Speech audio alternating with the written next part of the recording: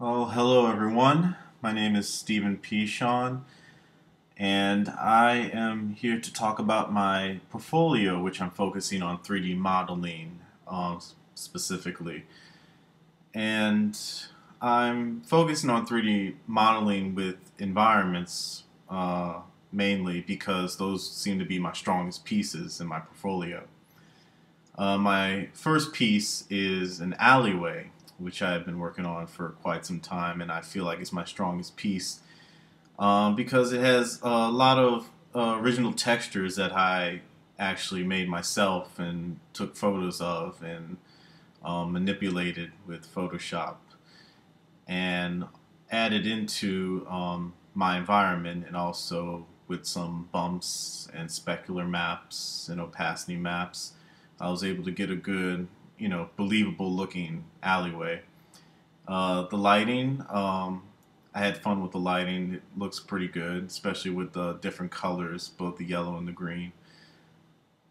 Um, yeah, I had a lot of fun with this because I did so many different things. I have so many different models, especially one of the most um,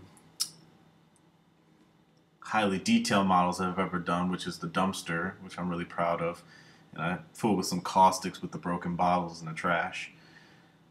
My next one is the playground. Definitely one of the first pieces I started working on, just kept expanding on it. Especially has probably the highest amount of polygons I have in any of my pieces, especially with the playground model, which is a lot of simple shapes, yet they are consistently curved and cylindrical, so there's a lot of segments and polygons in that. I was able to add in a basketball court this past term, so I like how it looks now. Tried fooling with the day scene as well as a night scene to play with the lighting. My third piece is a space shuttle. Even though a lot of people are into sci-fi and stuff like that, it's sometimes it's really hard to figure out exactly, what a space shuttle should have in it because a lot of that stuff is kind of made up. So it really tests your creativity when you're dealing with something that doesn't really exist in the first place.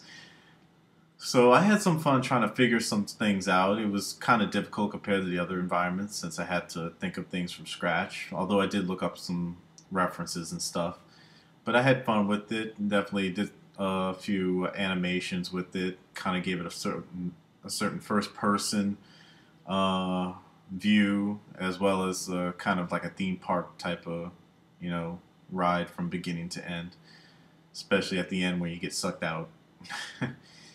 But yeah, there's a lot of potential with this one. My fourth one, definitely one of my best models, is my gun model, which is probably like the first. It is the first 3D like project I worked on when I first started animation, and I just kept working on it, and I'm really satisfied with it. And I was glad I got to expand and challenge myself with the animation, with the bullets and the mechanisms inside the gun. Since I first started the model with the Pro Bully, and I had to go back and clean up the mess of all the polygons and the breaking and stuff, but that was a good lesson for me. My fifth is my PS3 controller. Definitely a difficult model for me because there's a lot of shapes molding within other shapes, and you have to make it look like it's really smooth, like it was manufactured. A lot of the textures and labels, I took pictures of my own PS3 controller and I just added them onto some opacity maps and just linked them on and attached them onto the bigger model. So yeah, that was a good one. Now comes one of the most difficult things for me is characters, but I really do want to improve on my characters. This character is Cyan. I did for my character development class, and I just kept expanding on it. She's sort of a cyberpunk type character. She's like part machine, but mostly human. I did some of the textures myself. jacket texture. I found a denim texture, and I just tried to make it seamless and fit it on her. Everything else was either from 3ds Max or something I made up in Photoshop. The main difference with this one is I updated her polygons so she doesn't break as much, as well as I changed her hair from something like a solid shape to multiple painted objects of flat planes with the hair texture on it. So yeah, that was something I looked up, and I found a tutorial regarding how to do, low polygon hair. So that was interesting. Hope to learn more about that. Next one was Blue Beast. Definitely tough character, but I still think he was a lot of fun. Especially since I was practicing with different types of modifiers with this one, and also fooling with the biped and changing the proportions to fit the model. Definitely difficult when it comes to the legs, when it does walking and all kinds of animation. It's always hard to try to smooth it out and weight it so it doesn't break or collapse into itself. But yeah, definitely something I would hope to improve on. We'll definitely start new projects and take what I've learned from this one and apply it to those. And last but not least, my D animation, which was just practicing how to animate already, a pre-rigged model.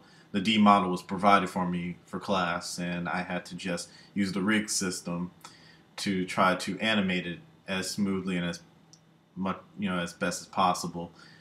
Definitely something I need to, keep in mind about how certain, the rules of in regards to animations, like the 12 things where you have,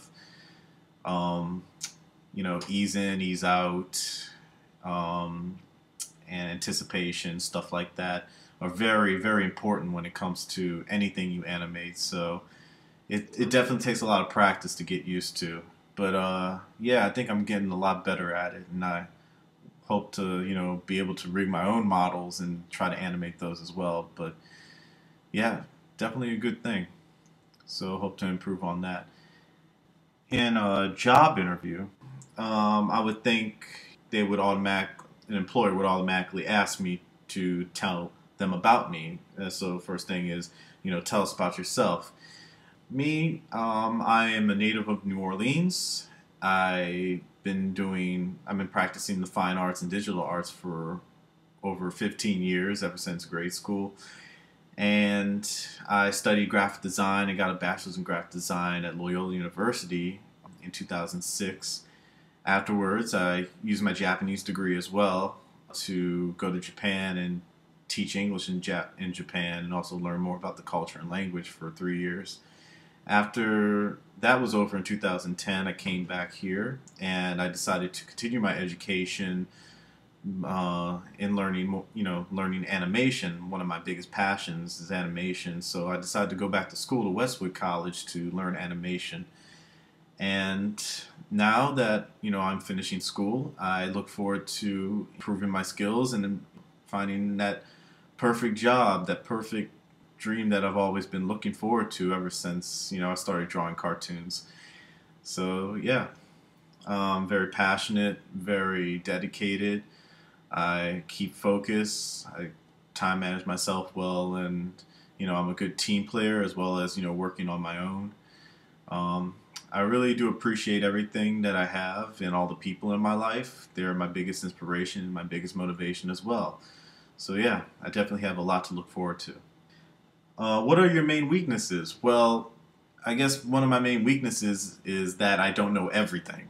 And in, contrast to that, I am an avid learner. I want to learn more. I like to study. I like to, figure things out. I'm a big problem solver.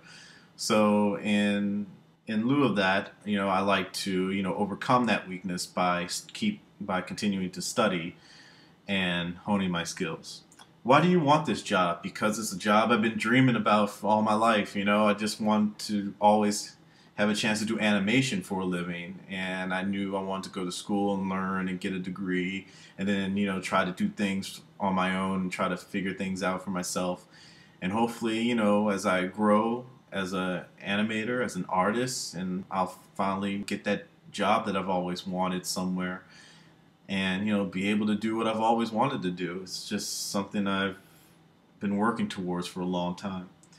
How well do you take criticism? Now, this is very important for any artist, obviously, is being able to take healthy advice, even though it may not sound like the nicest thing in the world, because obviously sometimes people will be very blunt about the quality of your work. And and I am very acceptable for people to tell me what's wrong and what's right with what I do. I like to consider what they say because obviously there's not exactly a wrong and a right, but there's always a more preferable way of doing things at a certain time. So I'm always up for being able to change my approach if it makes it better for everyone else. What is your favorite animated movie or video game and why?